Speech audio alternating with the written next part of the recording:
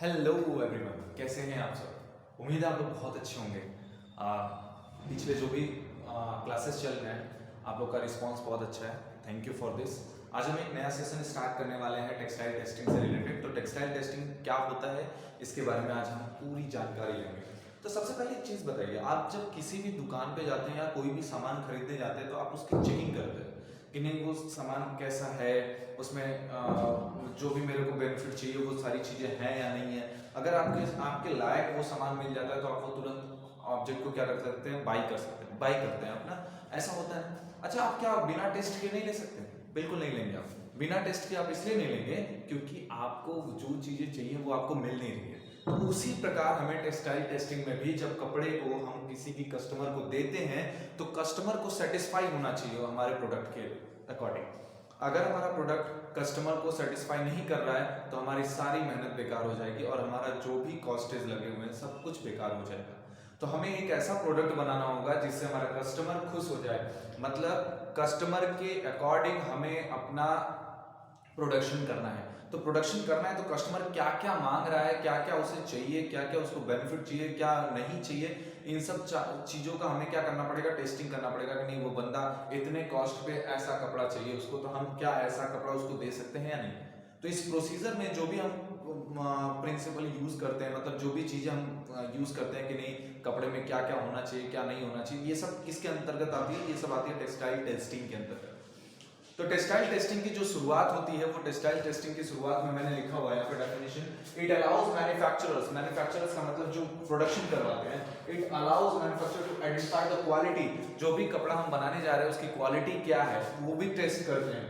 Defect, उस कपड़े में कौन कौन से डिफेक्ट आ रहे हैं वो भी टेस्ट करते हैं। इशू, क्या क्या कपड़े में इशू होने वाला है या हो रहा है। Early on in the production process, early मतलब पहले ही पता चल कर लेते हैं। हम क्या करते हैं, जैसे मान लीजिए कि हमें 1000 किलोमीटर का कपड़ा बनाना है, तो अगर मान लो कि मैंने पहले 1 किलोमीटर का कपड़ा बनाऊंगा, फिर उसको टेस्ट करूंगा कि कहीं प्रॉब्लम तो नहीं ना आ रही है, किसी कपड़े में कोई डिफेक्ट तो नहीं ना आ रहा है। ये अगर डिफेक्ट आ रहा है तो फिर हम अब आप सोचिए, बिना टेस्टिंग किए मैं 1000 किलोमीटर के कपड़े बना दूं तो मेरा पूरा कपड़ा खराब हो जाएगा अगर उसमें एक भी डिफेक्ट अगर दिख गया तो। समझ में आ रहा है? तो हमें क्या करना होगा, पहले एक सैंपल बनाना होगा कि नहीं हमें ये जो कपड़ा हम कर रहे हैं 1000 किलोमीटर का, उसको 500 मीटर में देखा जाएगा कि नहीं 500 मीटर में कपड़े में कोई डिफेक्ट तो नहीं आ रहा है। तो जब कपड़े में 500 मीटर में के कपड़े में कोई डिफेक्ट नहीं आएगा तब हम उस पर काम करेंगे कि नहीं ठीक है इस कपड़े में ये सारी खूबी आ रही है। तो अब कस्टमर के अकॉर्डिंग हमने उसको प्रोडक्ट कर दिया, तो प्रोडक्शन जब कस्टमर के अकॉर्डिंग करेंगे तो हमारा जो भी बेनिफिट होगा बहुत ही हाई रिस्पॉन्स देगा। ओके, तो सबसे पहले हम समझते हैं इंपॉर्टेंस क्या है, टेक्सटाइल टेस्टिंग का क्या इंपॉर्टेंस है। तो टेक्सटाइल टेस्टिंग देखिए, टेक्सटाइल टेस्टिंग आपका जनरली 2-3 टाइप्स का होता है, एक केमिकल टेस्टिंग होता है, एक फिजिकल टेस्टिंग होता है, ठीक है। तो इन सारी चीजों को पता होना चाहिए आपको कि केमिकल टेस्टिंग क्या होता है, फिजिकल टेस्टिंग क्या होता है, वो सारी चीजें मैं आपको बताऊंगा। लेकिन आज जो हम पढ़ेंगे वो देख लेते हैं। पहला है हमारा इंपॉर्टेंस, टेक्सटाइल टेस्टिंग जरूरी क्यों है। तो सबसे पहली चीज है to ensure the product quality, हमें क्वालिटी, अपने प्रोडक्ट की क्वालिटी को पता होना चाहिए, हमें अपने प्रोडक्ट की क्वालिटी के बारे में पता होना चाहिए कि नहीं इसकी क्वालिटी कैसी है। हम उसके अकॉर्डिंग अपने कस्टमर को देखेंगे, कौन सा कस्टमर मेरे, मान लीजिए मैंने गलत प्रोडक्ट बना दिया, तो अब मैंने गलत प्रोडक्ट बनाया तो मैं ब्रांड को दूंगा तो ब्रांड वाला वो नहीं लेगा वो कपड़ा। हमें क्या करना होगा, हमें अपने अकॉर्डिंग, अपने प्रोडक्ट के अकॉर्डिंग कंज्यूमर ढूंढना पड़ेगा कौन इसको कंज्यूम कर सकता है, ले सकता है। Okay, to ensure the product quality, हम अपने प्रोडक्ट के बारे में जानकारी होनी चाहिए कि हमारा प्रोडक्ट कैसा है। दूसरा, to control the manufacturing process, हाँ हमने अभी पहले ही बताया कि हम पहले मैन्युफैक्चरिंग प्रोसेस में कंट्रोल करेंगे, अपने मैन्युफैक्चरिंग प्रोसेस में देखेंगे कि कहीं कपड़ा हमारा खराब तो नहीं हो रहा है। अगर कपड़ा हमारा खराब हो रहा है तो हम उसका जो भी डिफेक्ट है उसको रिमूव करेंगे, ठीक है। पहले ही मैन्युफैक्चरिंग करते ही मान लीजिए मेरे को 1000 किलोमीटर का बनाना है कपड़ा। अब 1000 किलोमीटर का कपड़ा जो बनाऊंगा तो उसमें क्या करूंगा, मैं पहले 500 मीटर के कपड़े में देखूंगा कोई डिफेक्ट तो नहीं आ रहा है। इसके लिए to investigate the faulty material, अगर उसमें कोई भी मटेरियल फॉल्टी आ रहा है, कुछ भी कहीं पे भी फॉल्टी आ रहा है, जैसे क्रिश बन जाना या फिर रोए निकल जाना कपड़े पे, कुछ भी बहुत सारी चीजें डिफेक्ट अभी मैं आपको बताऊंगा, बहुत सारी चीजें जो कि आएंगी, तो उसको इन्वेस्टिगेट करते हैं कि नहीं, हाँ टेस्टिंग में इन्वेस्टिगेट करते हैं कि नहीं कपड़ा अगर हम इस छोटे से सैंपल से हम मतलब आप इमेजिन कर सकते हैं, आप 1 मीटर या 1 मीटर भी मैं नहीं बोल रहा हूँ मैं, मतलब आप समझ लो कि अगर आपके पास सैंपल है, इतना ही बड़ा सैंपल है, आधे मीटर का भी सैंपल है, तो आधे मीटर के सैंपल से आप सारी चीजें पता कर सकते हो कि नहीं एक्चुअल में उस कपड़े को, जो भी कपड़ा हम बनाएंगे, वो कपड़े में क्या क्या खूबी हो सकती है और क्या क्या डीमेरिट्स हो सकते हैं, उसके मेरिट्स और डीमेरिट्स उस कपड़े से पता कर सकते हैं। For customer satisfaction and retention, मैंने पहले ही बताया था कि कस्टमर के अकॉर्डिंग ही आपको प्रोडक्ट को डेवलप करना है, जो कस्टमर मांग रहा है आपको वही देना है। अगर आपने कुछ उसमें ज्यादा या कुछ उसमें कम किया तो ज्यादा कर देंगे, कुछ और अच्छा बेनिफिट दे देंगे तो कस्टमर तो खुश हो जाएगा, लेकिन अगर कम ही कर दिए तो कस्टमर आपका भागने लगेगा। फॉर रिसर्च एंड डेवलपमेंट, आप देखिए कोई भी चीजें जब हम करते हैं ना तो उसमें कुछ ना कुछ नई चीजें बनती जाती हैं, तो उसी नई चीजों को हम क्या करते हैं, टेस्टिंग के थ्रू बनाते रहते हैं कि नहीं हाँ अगर इस कपड़े में ये आए, आपने देखा होगा अब एक ऐसे अब कुछ ऐसे भी कपड़े आ रहे हैं जिसपे आप पानी गिराते हो तो पानी एकदम पूरी तरीके से निकल जाता है। ऐसी बहुत सारी चीजें, ये सब चीजें कहाँ से डेवलपमेंट जो हो रहा है धीरे धीरे टेस्टिंग के थ्रू, जो भी डेवलपमेंट कर रहे हैं नए नए सोच के साथ, नए नए थॉट के साथ कि नहीं कपड़े में ऐसा भी होना चाहिए, कपड़े में ऐसा भी होना चाहिए, तो ये सारी चीजें किसमें हो रही है, टेस्टिंग के थ्रू ही होती है। टेस्ट करते हैं कि क्या ऐसा हो सकता है, तो जब ऐसा हो सकता है तो कर देते हैं। ठीक है, ये हो गया हमारा इंपॉर्टेंस। अब हम बात करते हैं classification of testing procedure. Testing हम किस किस लेवल पे करते हैं, तो टेस्टिंग हम 3 लेवल पे करते हैं। सबसे पहले हम फाइबर की टेस्टिंग करते हैं, दूसरा हम यार्न की टेस्टिंग करते हैं और तीसरा हम फैब्रिक की टेस्टिंग करते हैं। देखिए मैंने बताया ना लेवल पे टेस्टिंग करते हैं, तो टेस्टिंग लेवल पे आपके होने चाहिए। तो टेस्टिंग लेवल 3 होते हैं, एक फाइबर का टेस्टिंग करते हैं, दूसरा यार्न का टेस्टिंग करते हैं और तीसरा फैब्रिक का टेस्टिंग करते हैं। Got it. तो सबसे पहले बात करते हैं फाइबर की टेस्टिंग की। फाइबर की टेस्टिंग में सबसे पहला है आइडेंटिफिकेशन ऑफ फाइबर। पहले तो ये आपको पता होना चाहिए आप किस फाइबर से प्रोडक्ट बना रहे हो, किस फाइबर से आप कपड़े बना रहे हो, ये पता होना चाहिए। जैसे कॉटन से बना रहे हो कि वूल से बना रहे हो कि सिल्क से बना रहे हो कि आप सिंथेटिक फाइबर से बना रहे हो, पॉलिस्टर से बना रहे हो, नायलॉन से बना रहे हो, एक्रिलिक से बना रहे हो, किससे बना रहे हो, रेयॉन से बना रहे हो, किससे बना रहे हो, ये आपको आइडेंटिफाई करना चाहिए। दूसरा कलर ऑफ द फाइबर। अब कलर आपको पता होना चाहिए, फाइबर का कलर पता होना चाहिए। जैसे कहीं कहीं हम देखते हैं ऊन जो होता है, जो वूल होता है, वूल, तो जो वूल होता है ना वो कहीं ना कहीं येलोइश कलर का होता है, कहीं बहुत ज्यादा व्हाइट होता है, कहीं ब्राउनिश कलर का होता है। तो आपको पता होना चाहिए कि आपको कैसे कलर की जरूरत है। ठीक है, अगर आप मान लीजिए कि ब्राउनिश कलर ले लिया, ज्यादा ब्राउन नहीं मैं बोल रहा हूँ, येलो ही ब्राउनिश कलर ले लिया। अब ब्राउनिश कलर से आपको कपड़ा एक्चुअल में एकदम प्योर व्हाइट चाहिए, तो आप ब्राउनिश कलर ले लिया तो आप ब्लीचिंग बहुत ज्यादा करना पड़ेगा, बहुत ज्यादा करना पड़ेगा। तो आप जानते हो कि ब्लीचिंग बहुत ज्यादा जब करेंगे तो फाइबर को डैमेजेस भी चांसेस है, तो आपका फाइबर भी खराब होने लगेगा। तो इसलिए हम देखते हैं कि नहीं हमें कौन सी कपड़े पर कैसा कलर की जरूरत पड़ने वाली है, इसको बोलते हैं कलर ऑफ द फाइबर। फिर है फाइबर की लेंथ। देखिए मैं एक बात बता देता हूँ, जितना बड़ा फाइबर्स होगा, जितना बड़ा फाइबर होगा उतना ही आपका कपड़ा उतना ही बेहतर, उतना ही यार्न अच्छा होगा, उसकी स्ट्रेंथ उतनी अच्छी होगी। तो फाइबर लेंथ जितना अच्छा होगा, फाइबर लेंथ जितना बड़ा होगा, उसके ट्विस्टिंग, उसकी स्ट्रेंथ, उसके एलोंगेशन बहुत अच्छे होंगे। ठीक है, चलिए मैं फाइबर का लेंथ पे बात आ गई तो फाइबर में 2 टाइप्स के लेंथ होते हैं। देखिए मैं बता देता हूँ आपको, एक स्टेपल लेंथ होता है और एक आपका होता है एक स्टेपल लेंथ होता है और एक आपका फिलामेंट फॉर्म होता है। तो फिलामेंट का मतलब होता है बहुत लंबे लंबे, मतलब 1 मीटर से 1 मीटर या फिर आधे मीटर से जब ज्यादा होता है तो उसको हम फिलामेंट बोलते हैं, और जब छोटे छोटे फाइबर्स होते हैं तो उसको हम स्टेपल बोलते हैं। तो मैंने आपको यहाँ पे एक नई चीज बताई, फाइबर लेंथ 2 टाइप्स होते हैं, एक स्टेपल लेंथ होता है और एक फिलामेंट लेंथ होता है। तो जो हमारा फिलामेंट लेंथ होता है वो लगभग आधे मीटर या 1 मीटर से ज्यादा के फिलामेंट होते हैं, तो अगर फाइबर होते हैं तो उसको फिलामेंट बोलते हैं, और छोटे छोटे फाइबर्स होते हैं तो उसको स्टेपल बोलते हैं। ठीक है, समझ में आ रहा होगा आपको, उम्मीद है। फाइबर लेंथ पे डिपेंड करता है। तीसरा देखिए मैंने ये 3 बता दिया। तीसरा स्ट्रेंथ एंड एलोंगेशन। स्ट्रेंथ और एलोंगेशन का मतलब है कि पहले ये मैंने बता दिया कि फाइबर जितना लंबा होगा तो उसकी स्ट्रेंथ उतनी ज्यादा होगी, मतलब 4 फाइबर को एक साथ जोड़ देंगे तो तोड़ने में थोड़ी मेहनत लगेगी, तो स्ट्रेंथ उसकी बहुत अच्छी होगी। दूसरे एलोंगेशन का मतलब है कि फाइबर को खींचेंगे तो थोड़ी सी खिंच जाएगी, थोड़ी सी खींचूंगा तो थोड़ी सी खिंच जाएगी। ओके, इलास्टिसिटी अलग होता है, एलोंगेशन का मतलब खींच दिया तो वो खिंची रहेगी, ये है एलोंगेशन। ठीक है, दूसरा हम बात करते हैं फाइननेस। फाइननेस का मतलब है कि कितना ज्यादा दिख रहा है, साफ सुथरा दिख रहा है। फाइननेस का मतलब है कितना ज्यादा पतला है, रेगुलर है या नहीं है। रेगुलर का मतलब ये नहीं हो कि पता चला उसमें रोए निकले हुए, डस्ट बहुत ज्यादा हो। तो फाइननेस का मतलब आपका फाइबर कितना ज्यादा अच्छा है, बेहतर कितना बढ़िया है, फाइननेस। मैच्योरिटी, फाइबर जितना अच्छा मैच्योर होगा, जितना अच्छा मैच्योर होगा उसके अकॉर्डिंग उसका प्रोडक्शन किया जाता है। जैसे कॉटन का फाइबर जितना मैच्योर होता है, जब मैच्योर बहुत बढ़िया तरीके से हो जाता है तो उसका यूज़ हम बहुत अच्छे अच्छे प्रोडक्ट बनाने में, बहुत अच्छे अच्छे फाइबर्स महंगे मिलते हैं। और इमेच्योर फाइबर होगा तो उसका यूज़ आप ही सोचिए, जब मैच्योर कॉटन होगा तो उसकी लेंथ बड़ी बड़ी होगी, जब लेंथ बड़ी बड़ी होगी तो उसकी स्ट्रेंथ ज़्यादा होगी, तो वो कपड़े के लिए जाएगा, अच्छे अच्छे कपड़ों के लिए जाएगा। और जब छोटे छोटे लेंथ होंगे इमेच्योर फाइबर होगा तो छोटे छोटे लेंथ होगा तो वो तकिए वगैरह में जाएगा।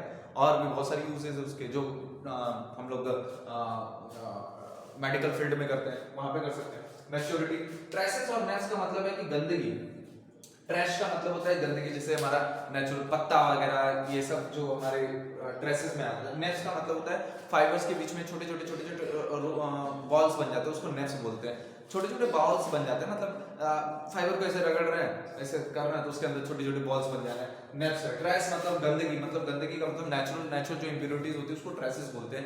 नेचुरल इंप्योरिटीज कुछ भी हो सकता है भाई, डस्ट भी हो सकता है, लीफ हो सकते हैं, सेलुलोजिक फाइबर्स हो सकते हैं, कुछ भी हो सकता है ट्रेसेस जो नेचुरली मिले। और नेचुरली भी मिलते हैं, कुछ तो ऐसे होते हैं जैसे फॉर एग्जांपल अगर हम मैन्युफैक्चरिंग उसमें प्रोसेस में ले जाते हैं, जब हम मैन्युफैक्चर करते हैं तो उसमें बहुत सारे डस्ट होते हैं जैसे वैक्सेस वगैरह हो गए, तो उनको भी बोल सकते हैं, वो अलग होते हैं। ट्रेसेस नेफ्स, ये समझ में आया। फाइबर में हम क्या क्या चेक करते हैं, पहले हम आइडेंटिफिकेशन ऑफ फाइबर, कौन सा फाइबर है, कलर ऑफ फाइबर, फाइबर कौन किस कलर का आपको चाहिए, फाइबर लेंथ, आपको फाइबर लेंथ छोटा चाहिए बड़ा चाहिए, स्ट्रेंथ एंड एलोंगेशन। मान लीजिए आपको कपड़ा बहुत मजबूत बनाना है तो आपको फिलामेंट टाइप का फाइबर चाहिए, मतलब बड़े बड़े फाइबर चाहिए।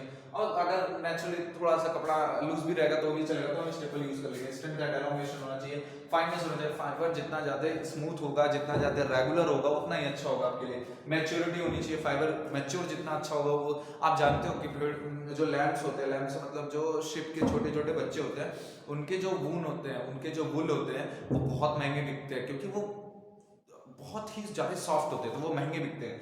तो कहीं ना कहीं मैच्योरिटी की भी बहुत ज्यादा रोल है। ट्रेसेस और नेफ्स के बारे में मैंने बता दिया।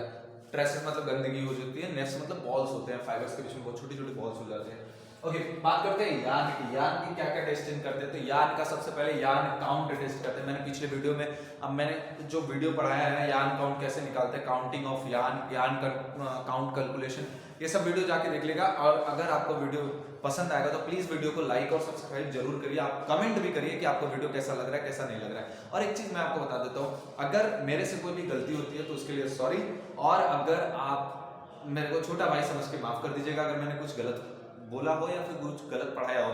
लेकिन आप प्लीज कमेंट करिएगा, अगर मैंने कुछ गलत बोला है तो प्लीज उसको कमेंट करिए, मैं उसको जरूर सुधारने की कोशिश करूंगा। ओके, आगे चलते हैं। यार्न काउंट के बारे में मैंने आपको डिटेल में वीडियो दिया हुआ है, मैं आपको डिस्क्रिप्शन में दे दूंगा, वहां पे जाके आप देख सकते हैं। यार्न काउंट मतलब होता है कि जो हमारा धागा है, धागा कितना ज्यादा मोटा या पतला है, इसको हम बोलते हैं यार्न काउंटिंग।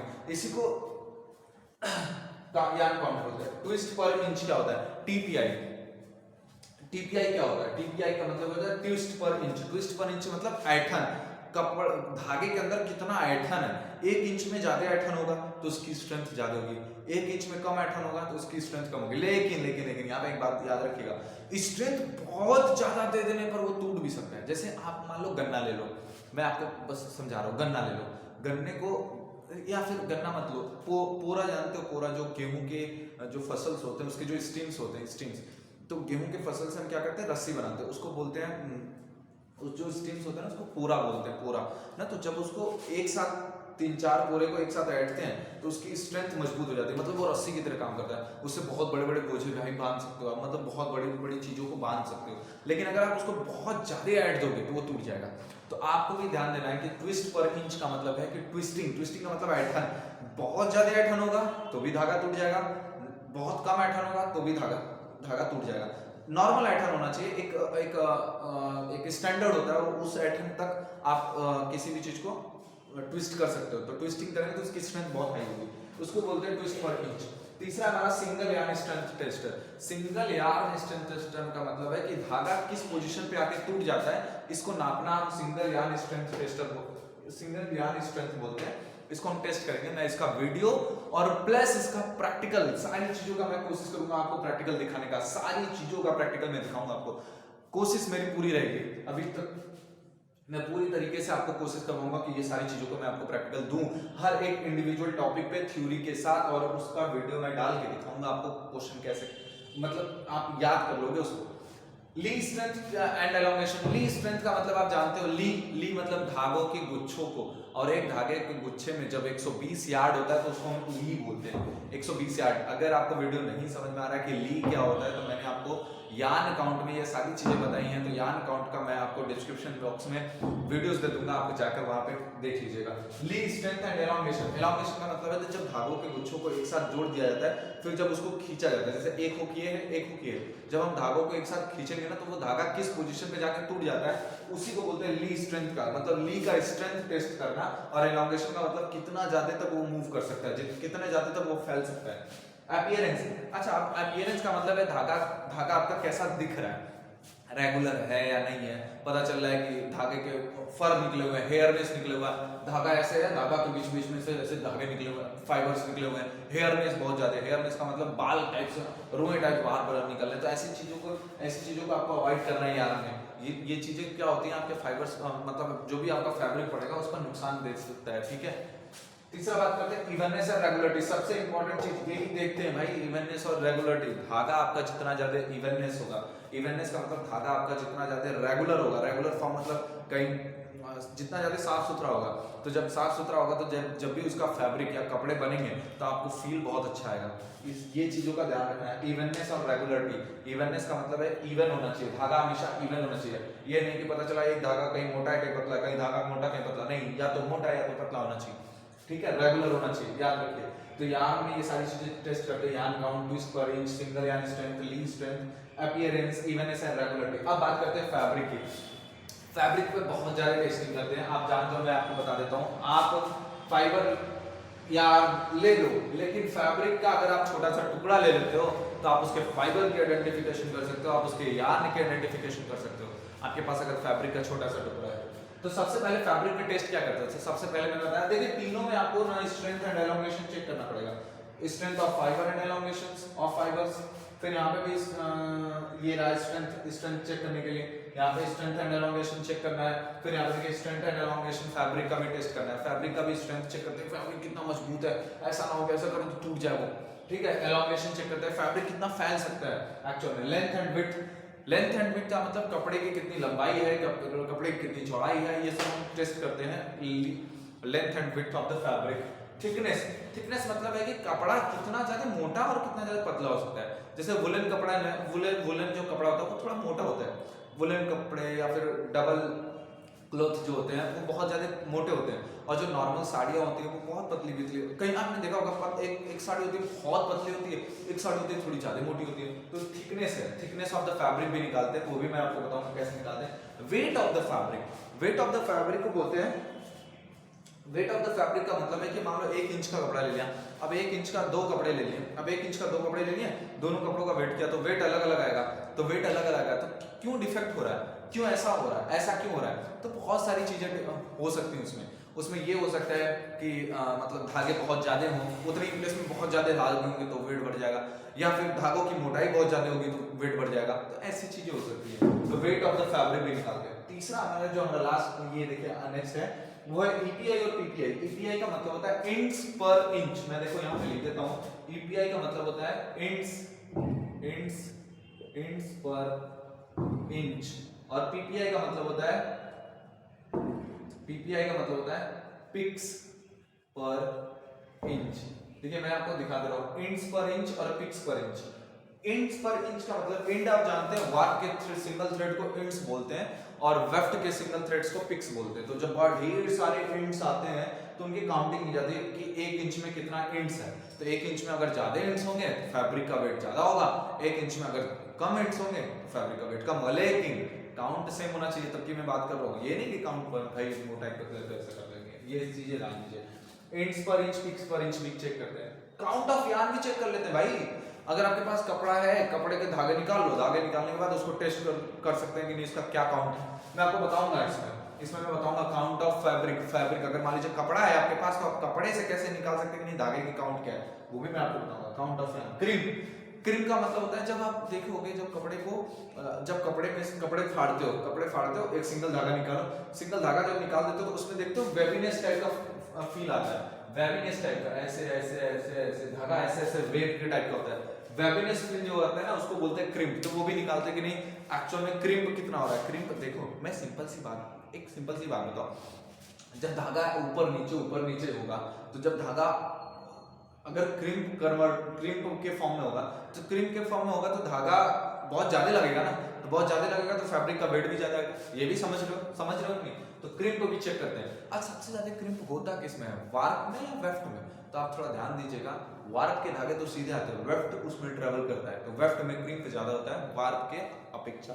तो आप अगर मान लीजिए बीच में से कपड़ा काट के भी कोई दे देता है ना, तो आप पता कर सकते हो कि नहीं कौन सा पोर्शन वार्प का है और कौन सा पोर्शन वेफ्ट का है। ये आपको पता होना चाहिए। आप जानते हो सैल्वेज से आप पता कर सकते हो कि धागा कौन सा वेफ्ट है और कौन सा वार्प है। अगर सैल्वेज के परपेंडिकुलर है, सैल्वेज के पैरेलल है तो आप वो वार्प हो गया, सैल्वेज के अगर परपेंडिकुलर है तो वो वेफ्ट हो गया। ये चीजें पता होनी चाहिए आपको। श्रिंकेज का मतलब होता है सिकुड़न। अच्छा, ये सिकुड़न आएगा कब, ये भी पता होना चाहिए। सिकुड़न कब आता है? जैसे मान लीजिए कपड़े को आपने वॉश कर दिया, वॉश करके आपने उसको धूप में सुखा दिया, सुखाने के बाद आप देख रहे हैं कि कपड़े में सिकुड़न आ जा रहा है, तो उसको बोलते हैं श्रिंकेज टेस्ट। तो हम श्रिंकेज टेस्ट भी करेंगे, कपड़े में कितना ज्यादा सिकुड़न आएगा। ज्यादा सिकुड़न आएगा तो पता चला। अब तो मिक्सचर आता है ना, अब तो पॉलिस्टर और कॉटन के मिक्सचर आते हैं, पॉलिस्टर और विस्कस के मिक्सचर आते हैं। मिक्सचर इसलिए आता है क्योंकि श्रिंकेज कम पड़ेगा। जब श्रिंकेज कम पड़ेगा तो फिर आप कपड़े को ऐसे हवा में एक बार झाड़ के पहन लो, श्रिंकेज खत्म हो जाएगा। ये सारी चीजें होनी चाहिए कपड़े के अंदर। श्रिंकेज टेस्ट, श्रिंकेज अगर बहुत ज्यादा श्रिंकेज है तो आपको बार बार उसको आयरन करना पड़ेगा, प्रेस करना पड़ेगा। स्टिफनेस का मतलब होता है कपड़ा कितना ज्यादा कठोर है, कठोर का मतलब कितना ज्यादा कड़ा है। तो ये भी चेक करते हैं भाई कपड़ा कितना ज्यादा कड़ा। अब मान लीजिए ना मैंने बहुत ज्यादा टेंशन दे दिया कपड़े को, और जब हम लूम पे या फिर मशीन पे कपड़े को जब बनाते हैं, जब वीविंग करते हैं, तो वीविंग के टाइम पे कपड़े में बहुत ज्यादा टेंशन होती है। तो जब बहुत ज्यादा टेंशन होती है ना, तो धागों के मतलब टेंशन होती है, वो होने की वजह से उन फैब्रिक एकदम कड़ा हो जाता है। तो फैब्रिक एकदम टेंशन, एकदम टाइट होता है, टाइट एकदम बना होता है। तो टाइट बना होता है ना, तो उसमें उसको टच करोगे तो बहुत ज्यादा कड़ा लगेगा। उसकी स्टिफनेस, उसको बोलते हैं स्टिफनेस टेस्ट। तो स्टिफनेस टेस्ट करता है कि फैब्रिक कितना ज्यादा कड़ा है, उसमें कितना ज्यादा टेंशन है। तो इस चीज को भी टेस्ट करते हैं। भाई टेंशन ज्यादा होगा तो फिर प्रॉब्लम हो जाएगी ना। बहुत ज्यादा भी नहीं होना चाहिए, बहुत कम भी नहीं होना चाहिए। बहुत कम होगा तो धागा अपने आप निकलने लगेगा। एब्रेशन एंड पीलिंग टेस्ट, देखिए दोनों एज लाइक सेम ही है, लेकिन इनका टेस्टिंग अलग अलग होता है। एब्रेशन का मतलब होता है एक कपड़े को दूसरे कपड़े के ऊपर ऐसे रब करते हैं। तो अब जब एक कपड़े के ऊपर दूसरे कपड़े से ऐसे रब करेंगे ना, तो सिंपल सी बात, मेरा बस ध्यान से सुनिए। जब रब करेंगे तो फ्रिक्शन क्रिएट होगा। फ्रिक्शन क्रिएट होने से हम ये चेक करते हैं कि अगर आप थोड़ा सा सोचो, यहाँ पे देखो, अगर इवननेस यार नहीं है, इवननेस यार नहीं का मतलब है कि धागे, ऐसे धागा का आपने यूज किया जिसके फर निकले हुए हैं, फर का मतलब है छोटे छोटे फाइबर्स निकले हुए हैं, आप उसको रगड़ रहे हो, तो जब आप उसको रगड़ो तो फाइबर और निकलेंगे, तो कपड़े की जो स्ट्रेंथ है वो कम हो जाएगी। जब कपड़े की स्ट्रेंथ कम हो जाएगी तो कपड़ा आपका बेकार है।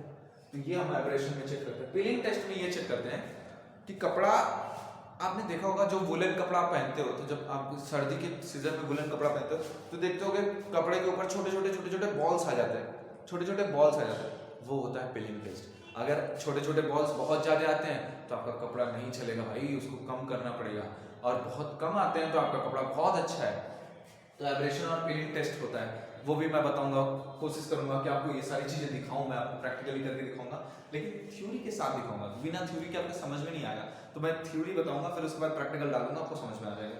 क्रीज रेसिस्टेंस, मेन तो बात है क्रीज आपने देखा होगा, क्रीज का वर्ड सुना है, क्रीज, अरे वो क्रीज वो वाला नहीं है। क्रीज रेसिस्टेंस का मतलब है पैंट के अंदर क्रीज लगाते हैं, पैंट के अंदर क्रीज होता है, कोट में क्रीज होता है ना, कोट में क्रीज होता है, ये बॉर्डर कोट में क्रीज होता है, फिर पीछे क्रीज होता है, ये यहाँ पे क्रीज होता है। क्रीज का मतलब है कि ये चेक किया जाता है कि मान लीजिए आपकी क्रीज क्वालिटी बहुत अच्छी है, किसी भी पैंट की क्रीज क्वालिटी बहुत अच्छी है, ये जनरली पैंट का चेक करते हैं। तो क्रीज क्वालिटी अगर बहुत अच्छी है, क्रीज रेसिस्टेंस बहुत अच्छा है, तो हम ये देखते हैं कि मान लीजिए आपने कपड़े को आयरन कर दिया, क्रीज कर दिया, एक बार आयरन करके बढ़िया से बैठा दिया, अब उसके बाद उसको वॉश कर दिया, वॉश करने पे आपका क्रीज नहीं जाना चाहिए। अगर क्रीज चला गया, क्रीज रेसिस्टेंस अगर उसकी हाई होगी, अगर तो वो चला गया, क्रीज चला गया, तो इसका मतलब आपका कपड़ा बेकार है। तो इसको चेक करते हैं क्रीज रेसिस्टेंस के थ्रू। क्रीज रेसिस्टेंस एक मेजरिंग स्केल होता है जिसमें हम एंगल मेजर करते हैं, तो वो एंगल भी बताता है। मैं आपको बताऊंगा ये सारी चीजें क्या होती हैं। ये है आपका टोटल टेक्सटाइल टेस्टिंग में क्या क्या हम टेस्ट करते हैं। ये आपका फिजिकल क्वांटिटी है, ये आपका फिजिकल क्वालिटी है। इसमें कुछ हम फास्टनेस भी चेक करते हैं जो कि केमिकल क्वालिटी में आता है। तो फास्टनेस मतलब रबिंग फास्टनेस चेक करेंगे, तो इसको लाइट फास्टनेस, इन सब चीजों में। ये टोटल आपका टेक्सटाइल टेस्टिंग के बारे में है। तो अगर आपको टेस्ट वीडियो बहुत अच्छा लगा हो या फिर अच्छा लगा हो तो प्लीज़ लाइक करिएगा और चैनल को सब्सक्राइब करिए, और इतना प्यार देने के लिए बहुत बहुत थैंक यू। आपको अगर कोई प्रॉब्लम हो किसी भी क्वेश्चंस में, अगर आपको कोई टेक्सटाइल से रिलेटेड कोई भी क्वेश्चन हो तो आप मेरे इंस्टाग्राम पर आप मैसेज कर सकते हैं, मेरे से पूछ सकते हैं। Thank you for this.